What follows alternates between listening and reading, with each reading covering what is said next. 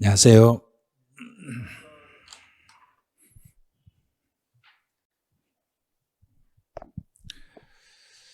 오늘은 이제 세 번째 시간이네요. 세 번째 시간인데 테마 10번으로 넘어가요. 테마 10번이면 48페이지 되겠네요.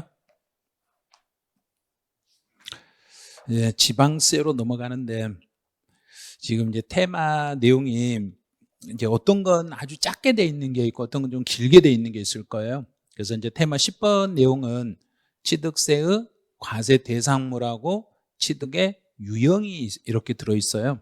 그래서 이제 이 중에서 36회 시험에서는 취득의 유형에서 지문이 한 줄, 두 줄이 나왔어요. 여기서 두 줄, 유형에서만. 그래서 여기에서 이렇게 두 줄이 출제가 됐어요. 근데 거의 매년 취득의 유형은 한 줄에서 두 줄 정도 시험에 출제는 돼요. 이제 먼저 과세 대상물 한번 봐볼게요.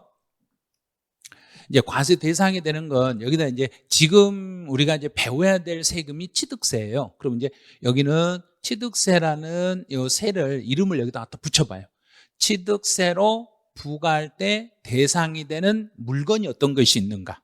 그럼 이제 취득세 부과할 때 어떤 물건을 취득하면 취득세를 물릴 것인가. 그 물리는 대상은 법에 이렇게 열거돼 있어요. 법에 이런 물건을 취득하면 취득세 물릴 거야 하고 딱 정해져 있어요. 정해졌다는 이야기는 공부하기 무지 쉬워요. 딱 정해진 것만 알면 돼. 그럼 여기에 정해지지 않는 것을 취득하더라도 취득세는 안 내는 거예요. 문제 풀 때는 무지 쉬운 거예요. 어떻게 푸냐면 취득세 대상이 아닌 거 이것만 공부하면 돼요. 취득세 대상이 아닌 것만 공부하면 되는데 대상이 아닌 걸 일일이 여기서 다 찾을 수 없으니까 이걸 간단하게요. 이렇게 메모해 놓으시면 지상권, 전세권, 부동산 임차권, 부동산을 취득할 수 있는 권리 요 네 가지만 기억해 놓으시면 돼요. 그럼 대상물 바로 뒤에다 제외라고 딱 써놓고 취득세 대상에서 제외되는 것 요 정도만 해놓고 이제 읽어보시면 돼요. 자, 이제 다시 한번 볼게요. 지상권이나 전세권이나 부동산 임차권이나 부동산을 취득할 수 있는 권리는 요건 취득세 대상이 아니에요. 이런 건 취득세 대상 자체가 아니에요. 그럼 이제 이런 것들은 취득해도 취득세란 세금을 내지 않으셔도 돼. 그럼 무엇을 취득하면 취득세를 낼 것인지 이제 그걸 보는 거예요. 자, 어떤 걸 취득하면 취득세를 내야 되는지 봤더니 제일 먼저 부동산 취득하면 취득세 내네요. 그럼 이제 상식적으로 부동산 그러면 부동산 속에 뭐가 들어있냐면 땅이나 건축물을 두 개를 더해서 그냥 부동산이라고 칭하면 돼. 그냥 부동산 그러면 땅이나 건물을 통칭해서 그냥 부동산이다 이렇게 생각하시면 돼요. 그러면 땅 사거나 부동산을 사면 그러면 땅이나 건물을 사면 당연히 취득세 내셔야 돼요. 그 다음에 이제 참고로 차량이나 기계나 항공기나 선박을 취득해도 취득세 내야 돼. 그 다음에 특이한 게 있죠. 임목. 서 있는 나무 중에 취득세 내는 나무들이 있어요. 근데 그건 공부할 필요가 없는 거예요. 시험에 나오지도 않으니까. 그 이제 시험 볼 때 필요한 게 요거. 광어권, 어업권, 양식어권 요 세 개만 이렇게 딱 동그라미 치시면 돼. 제가 이제 색깔을 달리 해드리죠. 그럼 이제 책을 정리하실 때 요령이 있어요. 책을 이제 교재 정리하실 때 시험에 진짜 잘 나오는 게 있고 시험에 잘 나오는 것은 내 나름대로 색깔을 그 색깔 한 색깔만 가지고 요거는 시험에 잘 나온다 했어 하는 그런 것은 색깔을 딱 그 색깔로 마시고 요거는 애매하고 내가 공부를 해도 잘 모르겠는데 그러면 요 색깔이 아니라 만약에 이제 다른 색깔로 표시해가지고 이렇게 색깔을 다시 표시해 놓으면 이건 애매한 것들은 내 나름대로 색상을 두 개 정도 책에다 밑줄을 그을 때 대략 한 두 개 정도 색깔을 활용하셔야 돼. 시험에 잘 나온다고 했던 것들의 색깔과 내가 공부할 때 애매하고 좀 이상한, 좀 이해하기 힘든 부분이 있으면 그 색깔 표시하는 걸, 색깔을 2개를 가지고 활용하시면 나중에 책을 볼 때 요거는 시험에 많이 나온다겠지, 요 색깔 되는 것은, 그럼 내 나름대로 책에 무엇은 공부를 더 많이 해야 되겠구나, 그걸 느낄 수 있어요. 이제 앞에 이제 머리글 따볼게요. 광어, 양식. 광어를 양식하면 취득세 된다, 이렇게 생각하면 돼.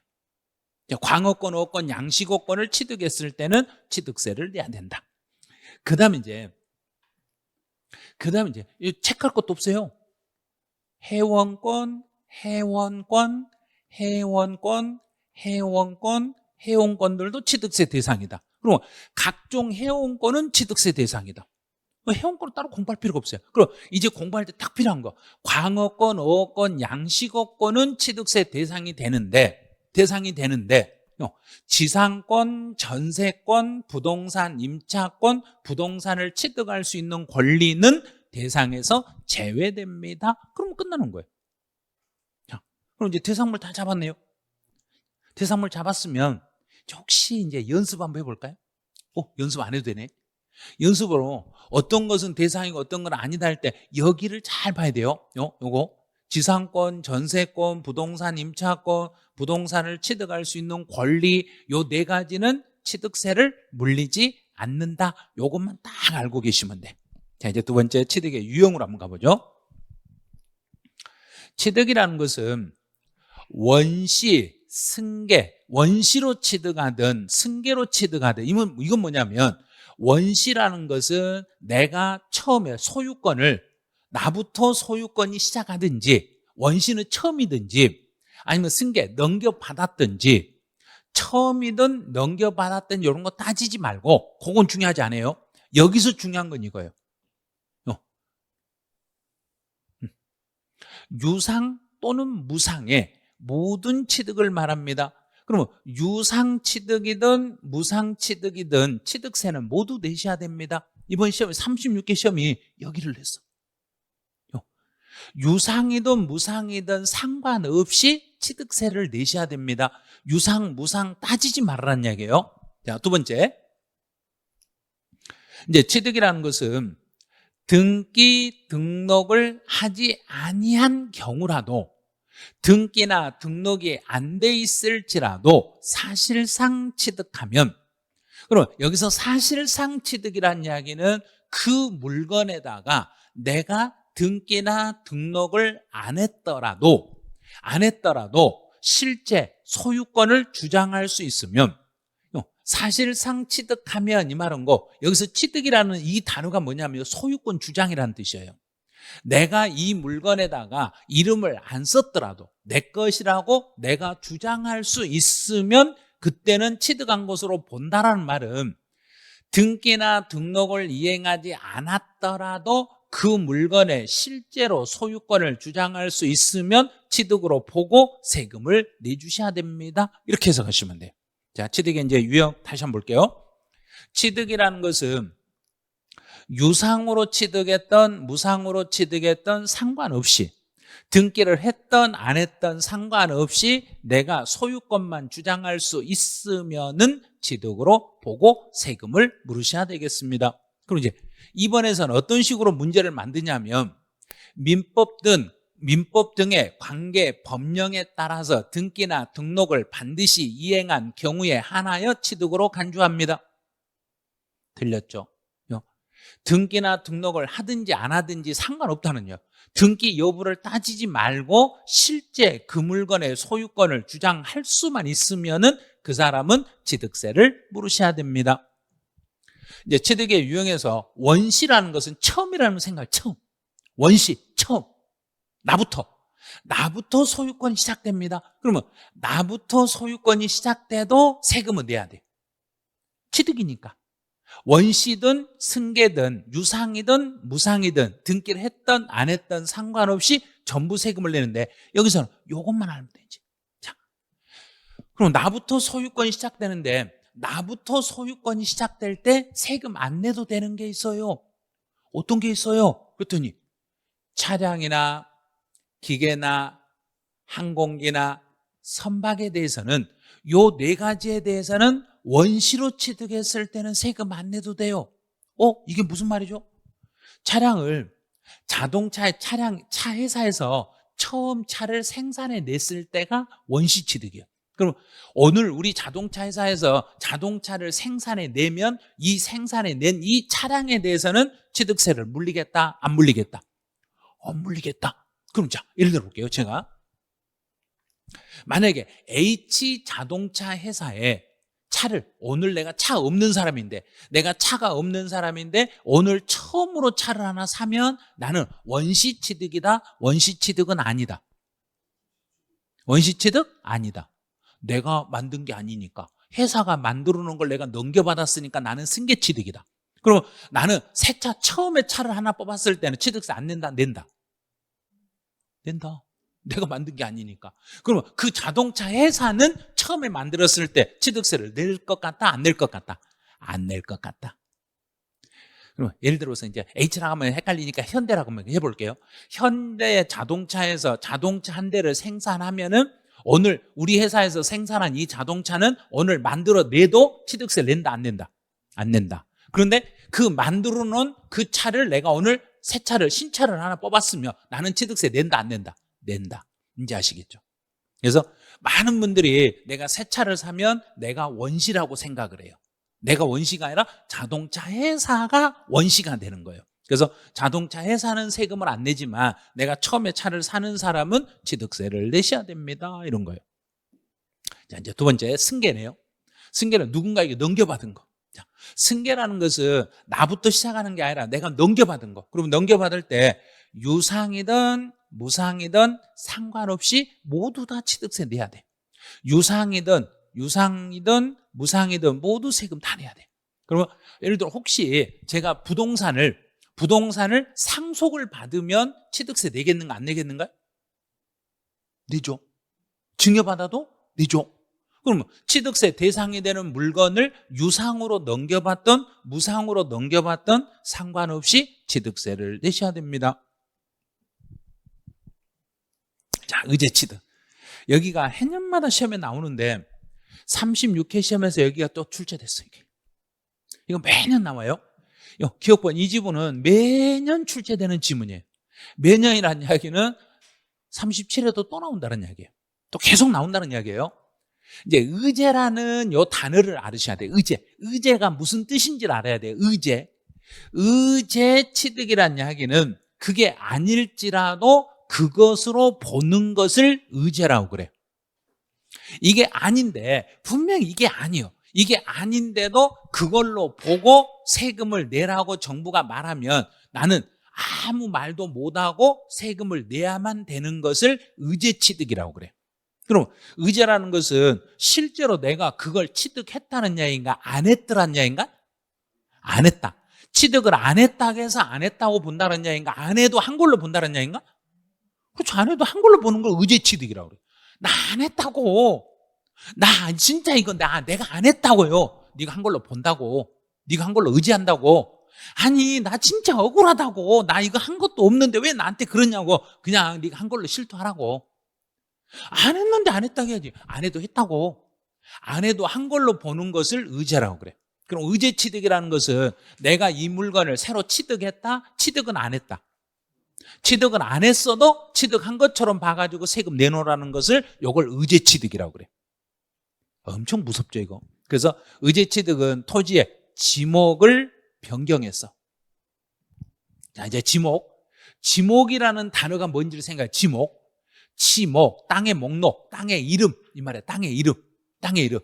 땅의 이름을 바꿨어요. 그럼 사람으로 봐서는 뭘 바꿨다는 이야기인가? 이름, 개명했다는 이야기예요. 사람 이름. 자, 사람 이름을 바꾸면 내가 만약에 제 이름을 바꾸면 제가 오늘 이름을 바꿔서 오늘 새로 태어났는가요? 새로 태어난 건 아닌가요? 아니죠. 새로 태어난 건 아닌데 새로 태어난 것처럼 보겠다는 이야기예요. 그러면 우리 새로 태어나면 동사무소 가서 뭘 하던가요? 출생신고. 그 출생신고할 또 돈 낸다는 이야기예요. 그런데 이름을 바꿨더니 다시 신고하라네. 이름 바꾼 거 신고하면서 또 돈 주라네. 나 새로 태어난 것도 아니고 이름만 바꿨다고 그래도 돈 내놓으라고. 이걸 의제취득이라고 그래. 의제취득이라는 이야기는 우리 국민들 입장에서 납득이 되는가 납득이 안 되는가? 납득이 안 되죠. 열받죠.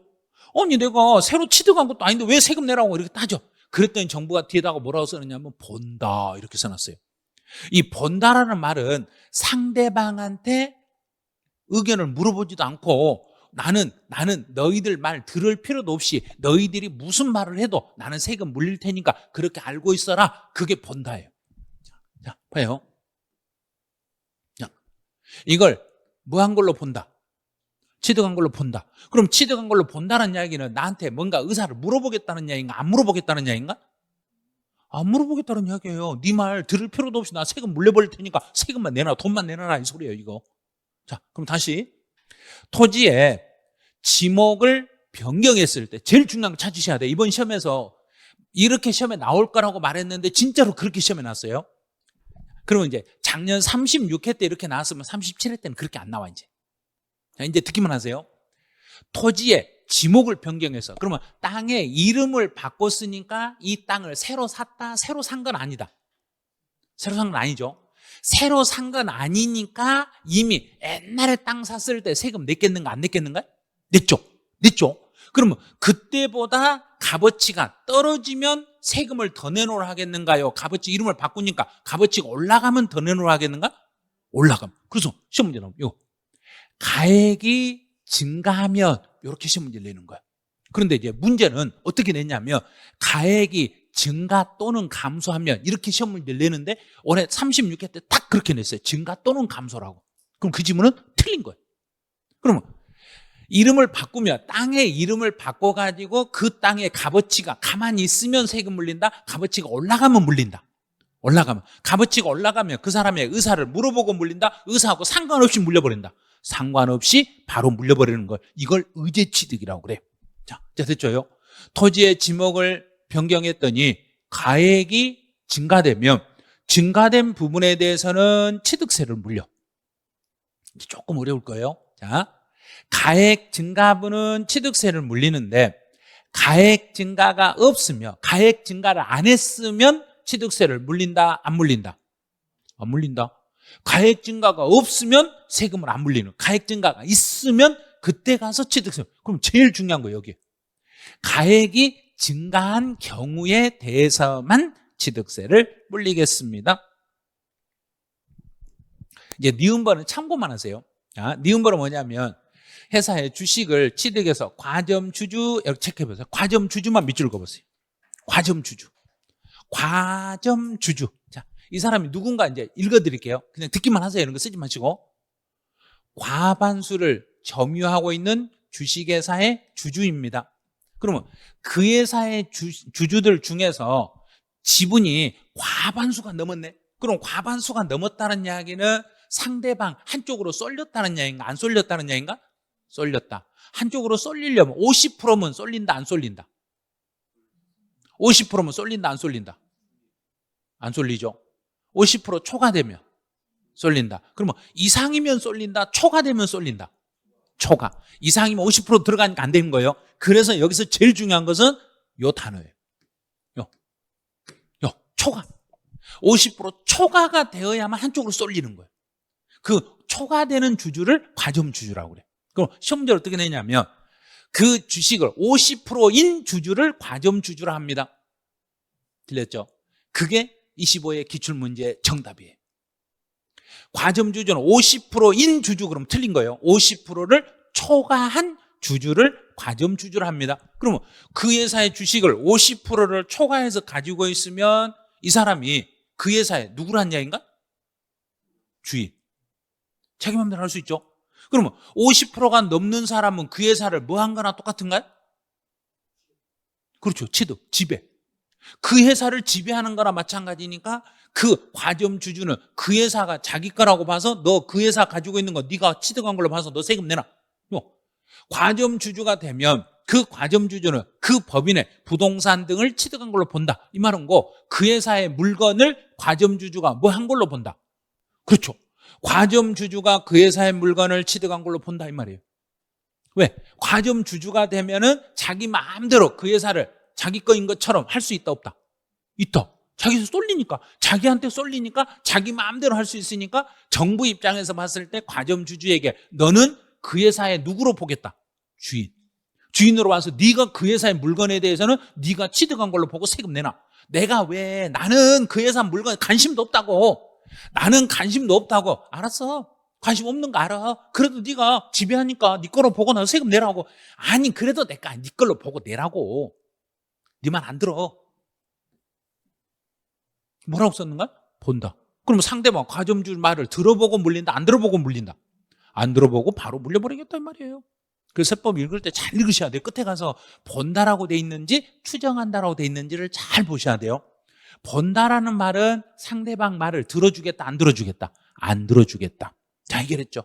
자, 그러면 지금까지 배운 거, 오늘 첫 시간에 배운 내용, 지금 이제 이론 다 배웠어요. 이론 다 배운 것을 우리 이해한 걸로 본다. 됐죠? 이해 못했어도? 이해 못했어도, 이해 못했는데 그 말 하면 내가 들어준다, 안 들어준다? 안 들어준다. 이제 문제 풀어가요. 자, 이해 다 됐으니까 이제 문제 풀러가. 자, 1번. 취득세 대상은 모두 몇 개인가 찾아라. 그러면 이제 아닌 것만 X 꺼버리면 돼. 자, 머릿속에서 아닌 거. 지상권, 전세권, 부동산, 임차권, 부동산을 취득할 수 있는 권리 X 딱 끄면 돼. 자, 전세권, 임차권. 그 다음에 취득할 수 있는 권리 X 그어놓고. 그 다음에 회원권은 대상이 된다, 안 된다? 된다. 그 다음에 어떤 걸 양식하면 취득세 물린다. 광업. 됐죠? 됐죠? 그러면 몇 개가 취득세 대상이다? 2개. 찾았죠? 이렇게 쉬워요. 시험 문제 이렇게 나오는 거예요. 그러니까 아닌 것을 먼저 4개를 딱 잡아놓고 X 먼저 그을 줄 아면 돼.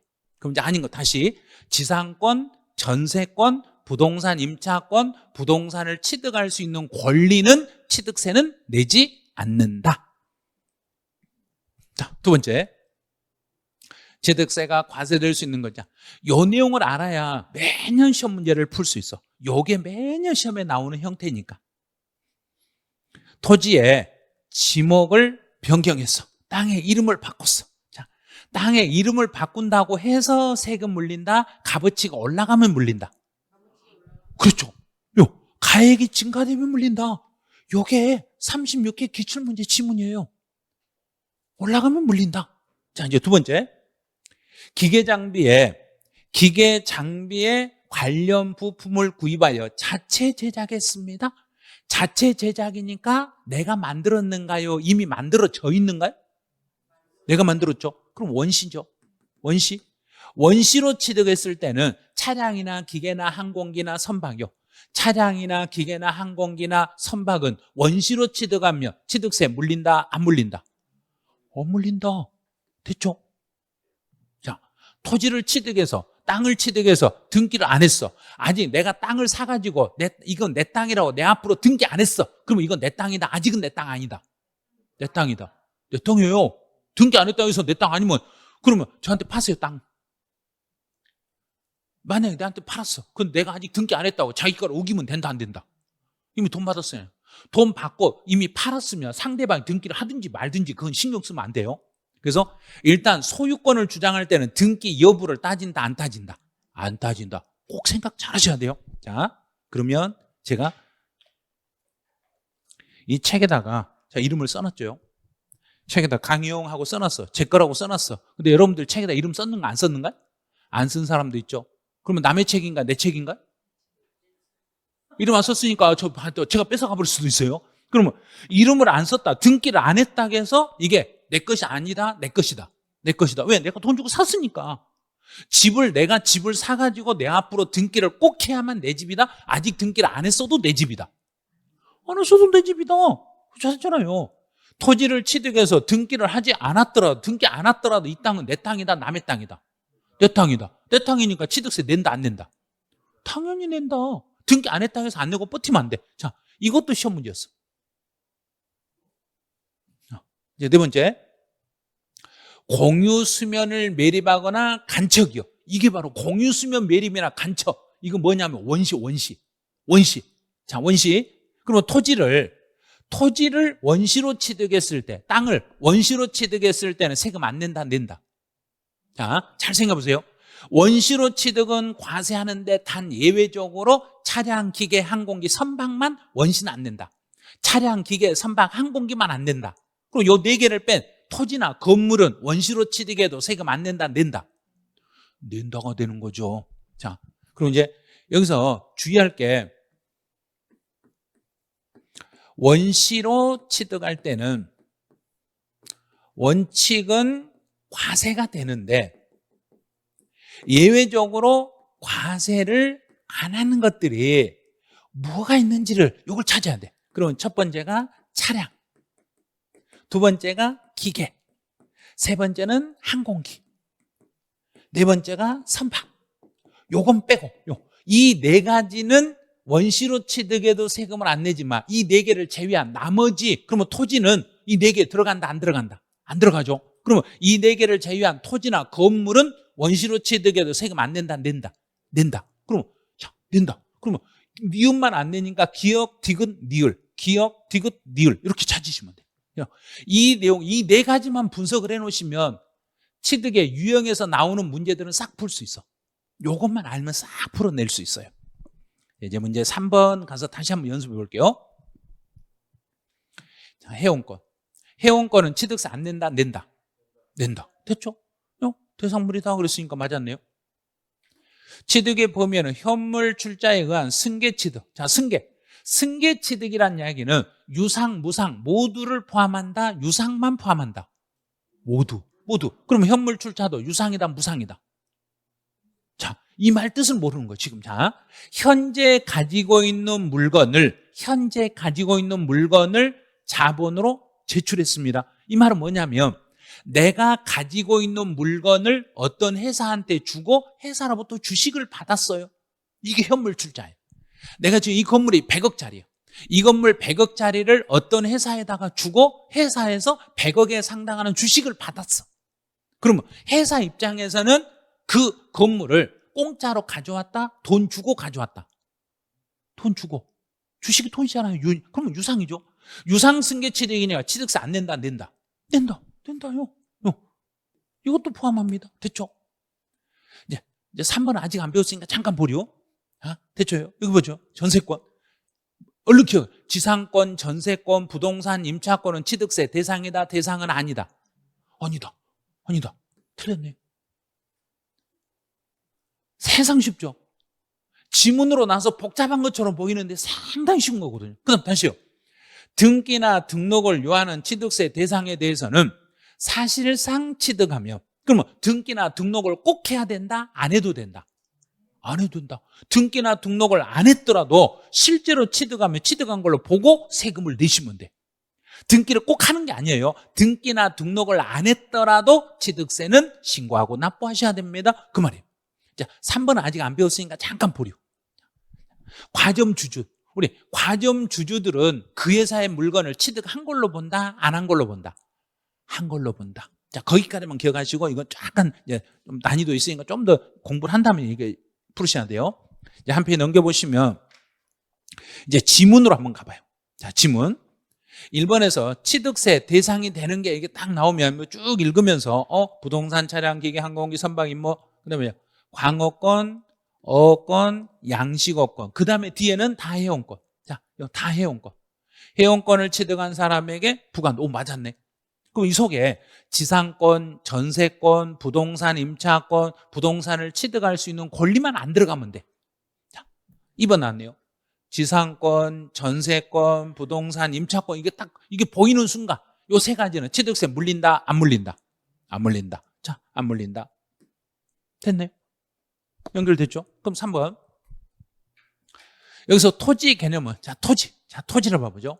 이제 앞에서 이미 정리가 됐을 거예요. 그리고 여기서 토지라는 것은 반드시 등기가 되어 있는 토지만 취득세 물린다? 등기가 안 된 토지도 취득세 물린다? 안 된 토지도 물린다? 등기가 된 것도 물리지만 안 된 것도 물릴 수 있으니까 지적공부자 등록 대상이 되는 등기가 되어 있는 토지든 사실상 사용되는 토지든, 그러면 등기가 안 돼 있는 땅일지라도 이 취득세 대상에 들어간다, 안 들어간다? 들어간다. 요게 이번 36회 재산세에서 나왔던 지문이에요. 취득세와 재산은 똑같으니까. 이 지문이 출제가 됐어. 이 지문이. 여기서 토지라는 것은 반드시 등재된 것만을 대상으로 한다. 등재 안 된 것도 포함한다. 안 된 것도 포함한다. 자, 그래서 이제 4번. 등기나 등록을 하지 아니한 경우라도, 등기나 등록을 하지 않았더라도 사실상 취득하면 이건 취득으로 본다, 취득이 아닌 걸로 본다. 취득으로 본다. 됐죠? 중요한 거 다 나오죠? 다시 이제 5번. 차량이나 기계나 항공기나 선박, 요 네 가지는 원시 취득에 대해서는 과세한다, 과세하지 않는다. 과세하지 않는다. 과세하지 않는다. 승계 취득은 과세한다. 오, 뒤집어졌네. 틀렸네, 이거. 그러면 5번 같은 건 앞에다가 이렇게 주의하고 이렇게 써놓으시면 돼. 그래야 나중에 공부할 때 한 번 더 볼 수 있어. 5번 같은 건 조심하세요. 앞뒤 뒤집어 놓으면 헷갈릴 수 있으니까 주의하셔야 돼요. 이제 6번. 공유 수면 매립이나 간척으로 토지를 그랬으니까 이제 앞에 걸 그대로 읽어. 토지를 무슨 취득하면? 원시. 토지나 건물은 원시 취득에도 세금 안 낸다? 낸다. 낸다. 과세한다. 해결했죠. 그럼 이제 지목을 변경했을 때는 반드시 토지의 지목을 변경하면 뒤에 가액이 증가되면 물린다, 감소되면 물린다. 증가되면. 가액이 증가되면 물리는데 감소하면 그랬으니까 틀렸네요. 증가가 되면 물리는 거지 증가 또는 감소가 아니에요. 증가가 됐을 때만 세금 내는 거고 감소됐을 때는 세금 낼 필요가 없습니다. 그럼 7번은 틀렸어요, 이거. 자, 8번. 이건 아직 안 배웠어요. 8번은 잠깐 보려하세요. 이거 엄청 어려운 내용이라 이건 보려 놓으세요. 자, 9번. 건축업자가 건축물을 판매할 목적으로 신축한 건축물이네. 건축물을 신축했으니까 무슨 취득이다? 원시. 그럼 건물을 판매할 목적으로 원시 취득한 건 취득세 안 물린다? 물린다. 앞에서 원시 취득에 대해서 토지 건물을 무조건 물린다고 했잖아요. 그럼 과세하지 않는다 그랬으니까 틀렸네. 앞에 업자라고 해서 속으면 안 돼요. 업자일지라도 건물을 신축했을 때는, 건축물을, 토지나 건물을 원시로 취득했을 때는 취득세를 부과한다. 이렇게 잡으시면 돼. 자, 그리고 이제 테마 10번에서 이번 이제 36회 시험에서는 총 3줄이 출제가 됐어요. 총 3줄. 이제 테마 11번으로 가보죠. 11번은 납세 의무자예요. 이번 이제 36회 시험에서는 납세 의무자에서는 시험에 2줄 나왔어. 시험 2줄. 2줄 나왔는데 그렇게 어려운 게 아니라 기존에 나왔던 기출 지문을 활용을 했어요. 활용해가지고 문제를 냈는데 일반적으로 취득세 납세 의무자는 누구예요? 그러면 자, 취득세 납세 의무자는 뭐한 사람에게 세금을 물린다. 그냥 간단하게 뭐한 사람? 취득한 사람. 자, 취득한 자.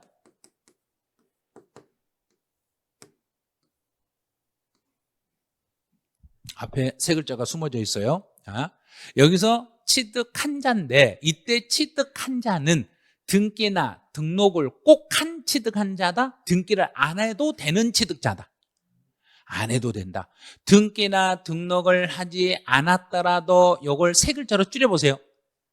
그렇죠. 그 단어를 사실상이라고 그래. 그래서 이걸 사실상 취득자가 납세 의무자가 되겠습니다. 이렇게 되는 거예요. 사실상 취득자를 납세 의무자로 하시겠어요? 이렇게 되는 거죠. 그래서 실제로 그 물건의 소유권을 주장할 수 있는 그 사람이 납세 의무자가 되겠습니다. 이제 주체구조부 이외의자가, 자, 이 사람이 누군지 보죠. 주체구조부라는 것은 건물 중에 중요한 부분을 가지고 있는 사람. 이 건물의 주요 부위를 가지고 있는 사람. 이 사람은 세 글자로 뭐라 하면 된가? 이 건물의 중요한 부분을 소유하고 있는 사람 세 글자로. 하느님보다 높으신 분. 그렇죠. 건물주. 그 건물주. 그러면 돼요. 건물주. 그럼 주체구조부 이외의자가 가설했다. 설비했다. 이 말은 건물주가 아닌 다른 사람이 내 건물에다가 뭔가를 붙여가지고 내 건물에 값어치가 올라갔다는 소리예요. 그러면 건물주인 내가 여기다가 뭔가를 설치했다는 야인가, 다른 사람이 설치했다는 야인가?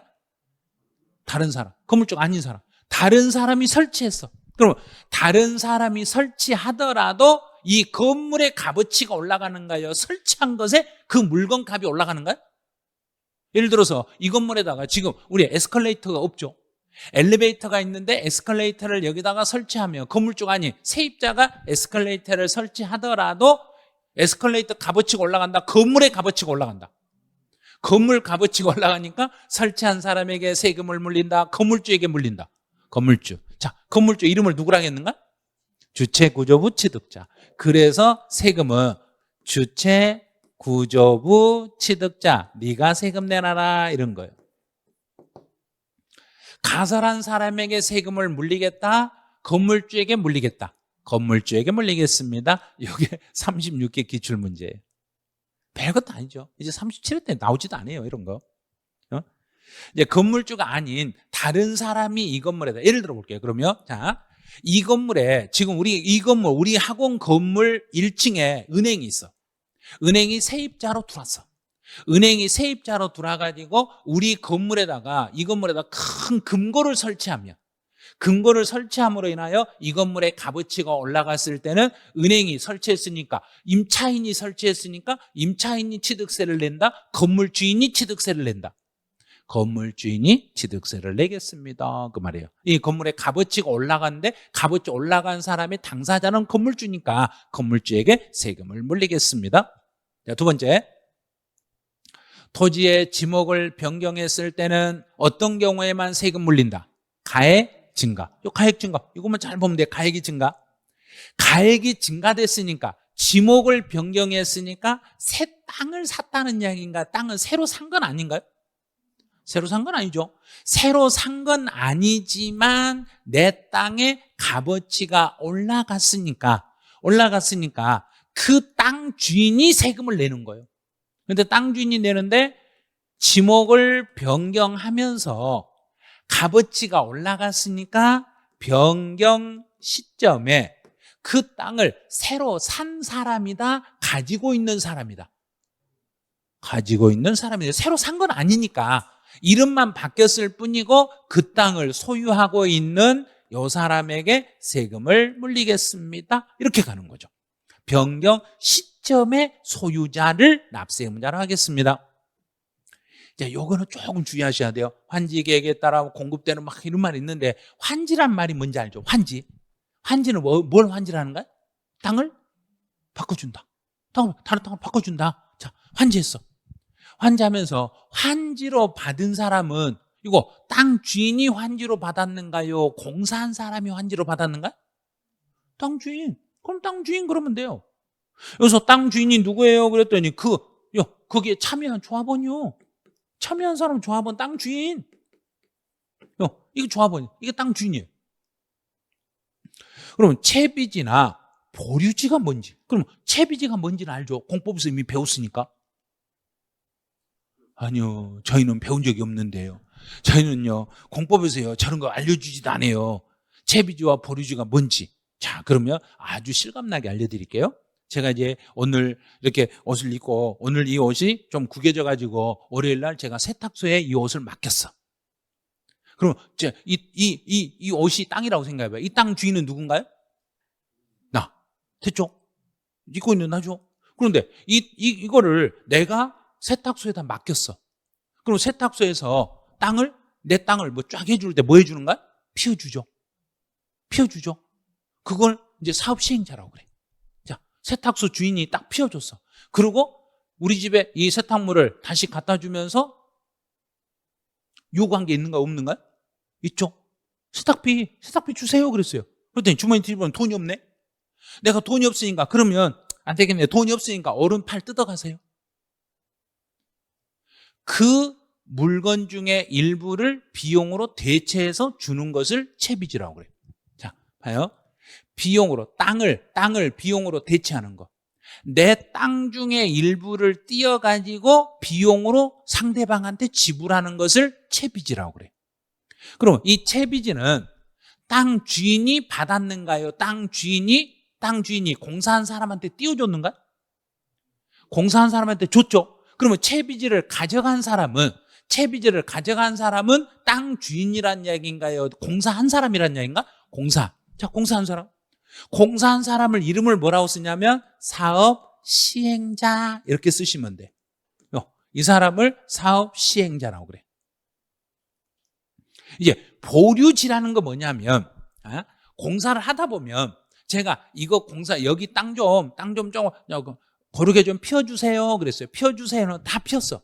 다 피워주고 원래 주인들에게 나눠줄 거 다 나눠주고도 여유분이 생긴 게 있어. 남은 땅이 있어. 여유분이 생기면 이제 땅 주인들이 우리 공사하고 우리에게 나눠줄 거 다 나눠주고 남은 게 있으면 그거 공사비로 가져가세요. 남은 게 있으면 공사비로 가져가세요 하는 그 땅을 보류지라고 그래. 그러면 채비지나 보류지는 똑같은 거예요.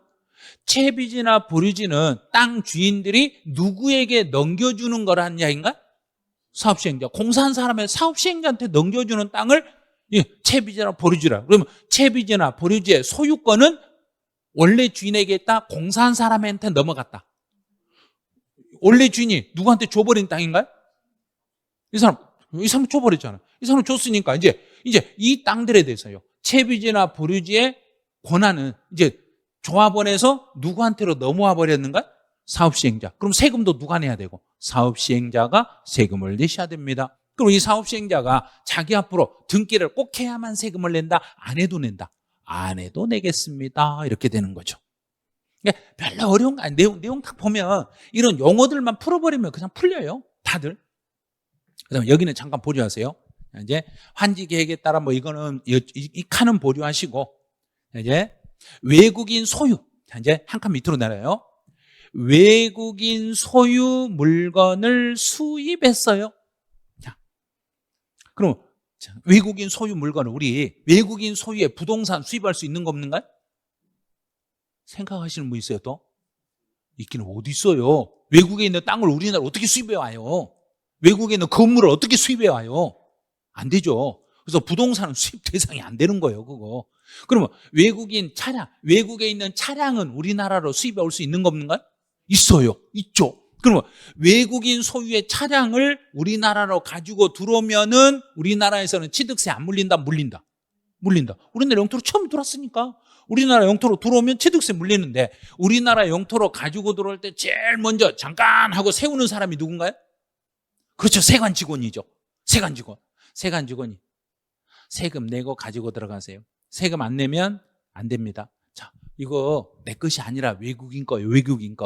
외국인 거니까 외국인한테 세금 내라 하세요. 그러면 또 외국인이 세금 낼 때까지 너 여기서 이거 차 여기 가만히 가지고 서 있어. 아니, 외국인이 언제 올지 알아서 나한테 이러냐고. 그러니까 네가 세금 내고 가지고 가라고. 그럼 외국인 소유의 물건을 우리나라로 가지고 들어올 때는 그 외국인에게 세금을 물린다? 수입한 사람에게 물린다? 당연히 수입한 사람한테 물리겠죠. 간단한 거예요. 그러니까 복잡하게 생각하시면 안 돼. 수입하는 자, 이 사람에게 취득세 물리는 거예요. 외국인에 물릴 수가 없는 거예요. 자, 상속. 올해 시험은 여기가 정답이었어요. 이제 36회는 이게 정답, 37회는 정답 아니에요. 제가 36회 때는 여기하고 여기 둘 중에 하나가 답으로 나올 거예요 했는데 상속이 답으로 나왔어. 둘 중에 하나가 나올 거예요 그랬는데 실제 시험은 나왔는데 정답은 상속이란 이야기예요. 상속으로 인한 취득은 누군가가 이 건물 주인이 뭐 했다는 이야기인가? 이 건물 주인이 죽어버렸다는 이야기예요. 상속이라는 이야기는 죽어버렸다는 이야기예요. 죽어버리면, 이 건물 주인이 죽어버리면 이 건물을 죽은 사람이 살아있는 누구에게 넘겨주고, 상속이. 그럼 세금도 누가 내야 된다? 그렇죠. 상속인이 내는 거예요. 살아있는 상속인이 내는 거예요. 상속인이 내는데 상속인이 한 사람밖에 없겠는가요? 많이 있겠는가요? 한 사람 있을 수도 있고 여러 사람 있을 수도 있죠. 그러면 상속을 받을 때는 이 건물이 건물주가 한 사람인데 이 건물주가 사망하면 상속인이 10명이면 10명이면 취득세는 이 상속인 10명 중에 한 사람이 낸다, 모두가 낸다. 자, 이 사람이 죽어버리면 10명이 상속인 있으면 전부 다 이거는 다 내 것이요, 전부 다 내 거라고 달라드는가요? 나는 내 것이 아니요, 그런가요? 다 내 거라고 달라들죠. 전부 내 거라고 달라드는, 그럼 너희들 다 세금 내놔, 정부 입장에서는. 그러면 상속인 중에 한 사람이다, 각자다, 각자. 그래서 상속인 각자에게 세금을 물려버리겠습니다, 이렇게 되는 거예요. 상속인 각자를 납세 의무자로 하시겠습니다, 이렇게. 그럼 정부 입장에서는 상속인이 여러 사람이면 그 여러 상속인들에게 각자 책임을 지우는데, 이런 경우는 혹시 연대 책임을 지울 수 있겠는가 없겠는가요? 있죠. 그래서 이 상속인 각자에게는 연대하여 납부할 책임이 있습니다. 연대 납세 의무가 존재합니다. 이게 31의 기출문제예요. 이런 식이에요. 시험 때 나오는 건 그렇게 막 어렵진 않아요. 이제 각자라는 걸 동그라미 딱 치고 그 옆에다 연대 납세 의무 이렇게 딱 써놓으면 돼. 그럼 상속인 한 사람이 나는 내 것만 책임을 진다, 전액에 대해서 책임진다. 전액 동일한 책임을 지니까 전체에 대해서 동일한 책임을 지셔야 됩니다. 이게 연대 책임이에요. 자, 그럼 이제 이번 연대 시험에 나왔던 거, 이 상속 속에는, 자, 상속 혹시 이 단어를 이해하려고 모르겠네요. 유증.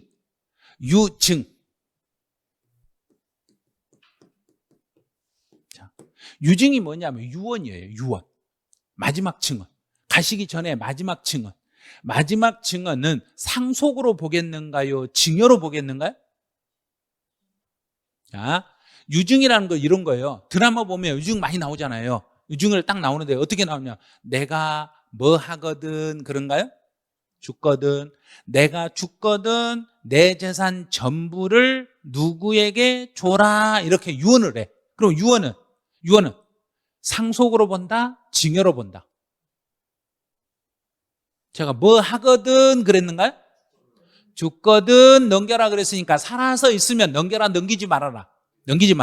살아있을 때 넘기지 말고 죽으면 넘겨라. 그러면 유언은 상속으로 봐라, 증여로 봐라? 상속. 자, 그러면 유증은 상속에 포함한다, 포함하지 않는다? 포함한.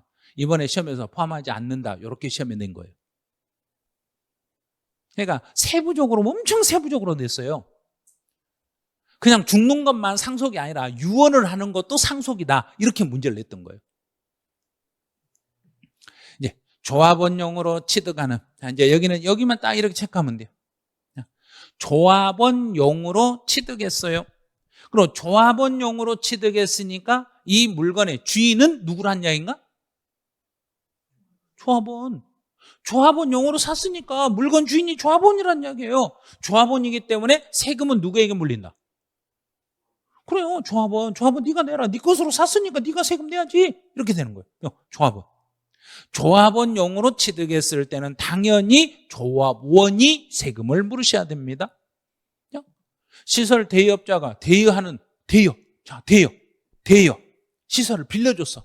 내가 이 물건을 누군가에게 빌려줬으니까 그 물건은 내 거다, 남의 거다? 내 거. 저 빌려준 사람 거. 여기서 빌려주는 사람을 대여업자라 한다, 대여 이용자라 한다? 대여업자. 그래서 시설 대여업자에게 세금을 물리는 거예요. 이렇게. 그냥 그대로 읽으면 돼요, 다. 그러니까 무지 복잡하게 막 올라가지 마시고 이 물건의 주인이 누군가만 따지면 돼. 이 물건의 주인이 누구다, 이것만 알고 문제를 풀시면 그냥 풀리게 돼 있어요. 이제 배우자 등의 취득의 납세 문제. 자, 여기서는 약간 이제 복잡한 게 있어요. 약간 복잡한 게 있는데 이제 지금부터는 조금 주의하셔야 돼요. 배우자 등 그랬어요. 여기서 배우자 등이라는 거 뭐냐면 부부 간의 부동산을 거래하거나 부모와 자녀 간의 부동산을 거래하는 것을 배우자 등이라고 그래. 그러면 내가 배우자한테 돈 주고 부동산을 샀어. 부모한테 돈 주고 샀어. 그러면 정부가 그 대가 관계를 따진다, 안 따진다? 따진다. 자, 이제 관계를 배우자나 부모나 부부 간에 거래하거나 부모와 자녀 간에 거래할 때는 반드시 그 거래 대금이 실제로 대금이 왔다 갔다 했는가를 정부가 확인을 해. 그래서 원칙은 부부간의 거래를 하더라도 증여로 본다 이렇게 하는.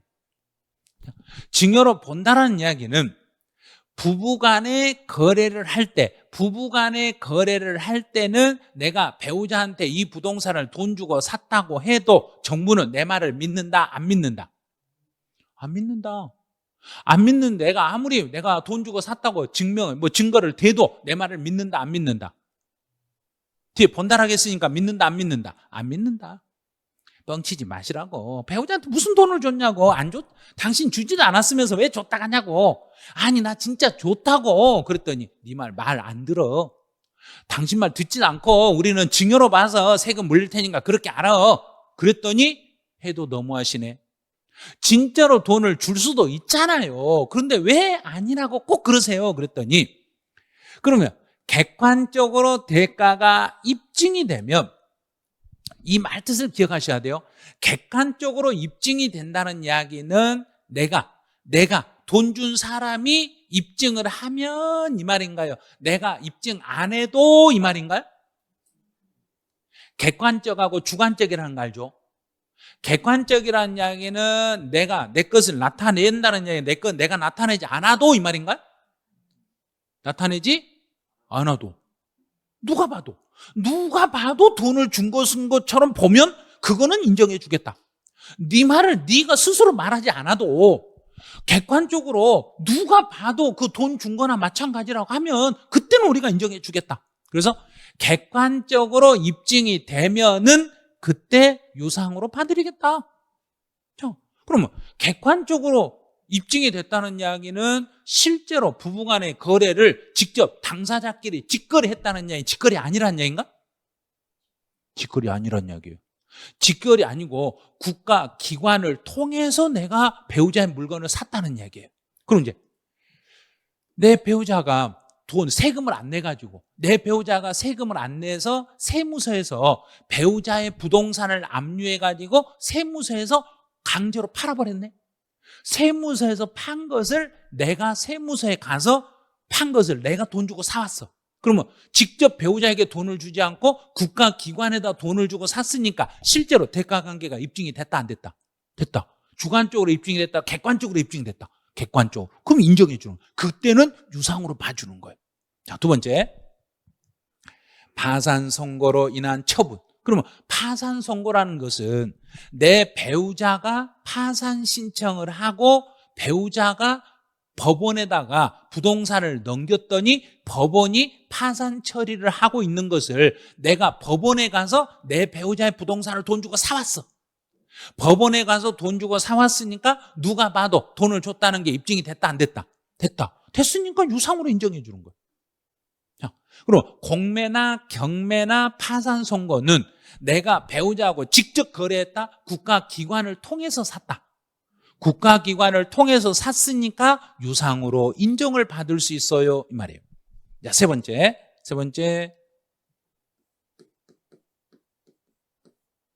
자, 조심하셔야 돼요. 세 번째는 내 부동산과 배우자의 부동산을 서로 교환했어.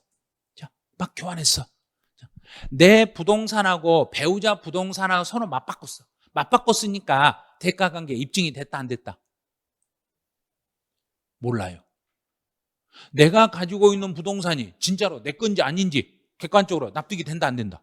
모르죠. 모르잖아요. 교환했다고 해서 무조건 인정하는 거 아니에요.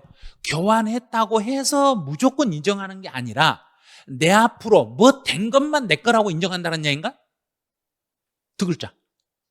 등기. 등기가 되어 있는, 내 앞으로 등기가 되어 있는 물건과 상대 배우자 앞으로 등기된 물건을 서로 교환했을 때는 객관적으로 입증이 되겠다는 이야기예요. 왜냐하면 등기소에서 본인들 앞으로 등기된 것을 등기소를 통해서 서로 막 교환하니까 국가기관을 통해서 교환했다는 걸 확인이 됐기 때문에 유상으로 인정해 드리겠습니다. 이렇게 가는 거죠. 자, 네 번째, 그 대가를 지급하기 위한 취득자의 소득이 소득 증명이 됐네.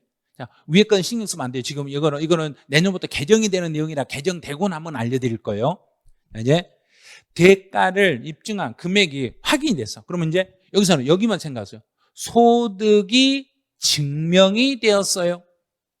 소득이 증명이 됐다는 이야기는 실제 내가 배우자에게 돈을 줄 정도의 능력이 있었다는 걸 객관적으로 입증이 됐다는 이야기예요. 그러면 객관적으로 입증이 됐다는 이야기는 내가 집에 금고에다 돈을 놔둔 게 확인됐다는 이야기인가? 정부 기관이 확인했다는 이야기인가? 정부 기관을 통해서. 자, 그러면 이제 내가 1년 동안 열심히 노력해서 많이 벌었으면 국세청에 소득세 신고를 하면 국세청에서는 무슨 증명을 띄워주는가? 소득증명. 자, 소득증명을 띄워줘요. 그러면 소득증명을 띄워주면 그 소득이 증명이 되면 그때는 소득증명이 되면은 그때는 객관적으로 입증이 되는 거예요. 그 다음에 또 내 재산을 처분하거나 담보한 금액으로 부동산을 취득한 경우 내 재산을 처분했으면 내가 내 걸 팔아먹었으니까 팔았다는 사실을 국세청에 무슨 세금으로 신고하는가요? 팔았어. 처분했어. 양도했어. 양도소득세. 양도소득세 신고하면 정부가 당신 어떤 재산 팔아서 얼마만큼 돈이 있는데 그 돈으로 상대방한테 줬다는 게 입증이 되면 이것도 객관적으로 소득 증명이 된 거예요. 그다음에 상속이나 증여를 받은 게 있으면 상속을 받으면 상속세를 신고하고 증여를 받으면 증여세를 신고해. 그래서 상속이나 증여받은 재산이 있으면 이렇게 신고를 하면 이것도 소득 증명이 돼. 그다음에 그 재산으로 대가를 지급한 사실이 입증이 됐다. 대가를 지급한 사실이 여기서 입증이라는 이야기는 여기서 입증은 내가 입증을 했다는 이야기인가요? 객관적으로 입증이 됐다는 이야기인가? 객관적으로. 객관적으로 입증이 되면 이것도 소득 증명이 된 걸로 봐서 유상취득으로 인정을 해드리겠습니다. 그래요. 이제 3번으로 가보죠. 이제 부담부 증여네요. 부담부 증여. 자, 이번 시험에서 36회 시험에서는 부담부 증여가 시험에 나올 거예요. 그랬는데 시험에 계산 문제 한 문제, 지문으로 2줄 이렇게 해서 총 4줄이 나왔어. 계산 문제 하나, 지문 2개. 이렇게 시험에 나왔어. 그러면 상당히 많이 나온 거예요, 이거. 시험 문제에서. 부담부 증여는 이제 계산 문제가 36회 때 나왔으면 37회는 이제 부담부 증여 계산은 안 나와요. 이런 거 나오지도 않아요. 이제 부담부 증여가 뭔지 혹시 그림 있는가 하면 잠깐 봐볼게요. 그림 없네. 그럼 그림을 그려드릴게요. 여기서 이 사람이 이제 증여자가 있어.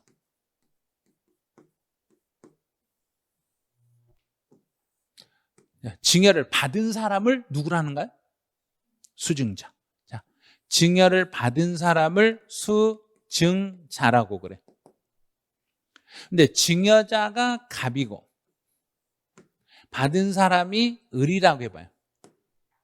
이제 증여자가 예를 들어서 건물 5억짜리를 증여를 할게요. 자, 5억짜리를 증여하면 증여자 갑이라는 사람이 수증자 을에게 이 건물을 돈을 받고 줬는가요? 그냥 줘버렸는가요? 그냥 줘버렸죠. 그냥 주니까 이때는 유상취득이다, 무상취득이다. 무상취득이다. 여기까지 이제 이해했어요. 무상취득인데, 근데 건물 5억짜리를 갑이 을에게 주면서 내 채무, 내가 갚을 돈 2억이 있는데 2억을 네가 좀 부담 좀 해줄래? 내가 건물 5억짜리를 너 공짜로 줄 테니까 내 대신 2억만 갚아주고 이 건물 5억짜리 가질래? 그랬더니 이제 수증자가 대답하네요. 알았어. 내가 너의 채무 2억을 인수할게. 자, 인수할게 이 말은 내가 이 2억을 갚아줄게 이 말인가? 안 갚아줄게 이 말인가? 갚아줄게. 자, 그러면 2억을 인수했으면 인수한 만큼은 돈을 줬다, 돈을 안 줬다? 돈 줬다. 돈 줬으니까 이만큼 유상. 자, 그러면 채무 2억 인수 2회. 자, 인수한 거 빼고 나머지 3억. 나머지 3억은 돈을 주고 가져왔다, 공짜로 가져왔다. 공짜. 공짜니까 증여. 해결했죠? 됐죠? 자, 그럼 그대로 가면 돼요. 상대방의 채무를 인수하면, 내가 상대방의 채무를 인수하면 그만큼은 돈을 준 걸로 해석한다, 안 준 걸로 해석한다? 준 걸로. 준 걸로 해석하니까 유상. 그 인수한 거 이외 나머지는 증여. 그런데 갑이라는 사람하고 을이라는 사람의 관계를 봤더니 서로 배우자나 직계 존비속 간이네. 배우자나 직계 존비속 간에는 채무를 인수했다고 해서 정부가 바로 인수했다고 인정해 준다, 안 해준다? 안 해준다. 인수해요. 봐요. 배우자나 직계 존비속의 채무를 인수하더라도 원칙은 증여로 보고 객관적으로 인수 사실이 증명이 되면 그때 가서 유상으로 봐드리겠습니다. 그래서 배우자나 직계 존비속 간에는 좀 까탈스럽다, 까탈스럽지 않다? 까탈스럽다. 배우자나 직계 존비속 간에 거래하는 것은 원칙은 증여로 보고 객관적으로 입증이 되면 그때 가서 유상으로 봐드리겠습니다. 이렇게 되는 거죠. 자, 이 정도. 요 정도까지만 하시고, 자, 이제 4번 나오죠. 이 4번은 무지 어려워요. 4번은 엄청 어려워요. 엄청 어려우면 지금부터 쉬었다 가야 돼요. 여기 안 쉬고 연속으로 가면 이제 여기는 이해를 못 해. 그러니까 여기까지만 정리를 해 놓으시고 잠시 쉬었다가 4번부터는 10분만 쉬었다가 다시 진행하면 이제 이해가 되실 거예요. 그럼 이제 지금까지 했던 것만 다시 한번 반복해 볼게요. 자, 배우자나 직계 존비속 간의 거래를 정상적으로 했더라도 정부가 봤을 때는 유상으로 본다, 증여로 본다? 증여로 본다. 객관적으로 납득이 되고 입증이 되면 그때는 유상으로 본다, 증여로 본다? 유상으로 본다. 이것만 딱 생각하면 돼. 배우자나 직계 존비속 간의 거래는 원칙은 증여지만 객관적으로 증명이 되면 그때 가서 유상으로 봐드리겠습니다. 37회 시험은 바로 그걸 2주로 공부하시면 돼. 37회는 배우자나 직계 존비속 간 거래는 어떻게 되는가, 이것만 딱 잡으면 37회 문제는 풀 수 있을 거예요. 자, 다시. 배우자나 직계 존비속 간의 거래는 원칙은 유상으로 본다, 증여로 본다? 증여. 단 객관적으로 납득이 되면 그때는 증여로 본다, 유상으로 본다? 유상으로 보겠습니다. 이렇게 여기까지 하시고 10분 쉬었다가 나머지 또 정리를 하죠.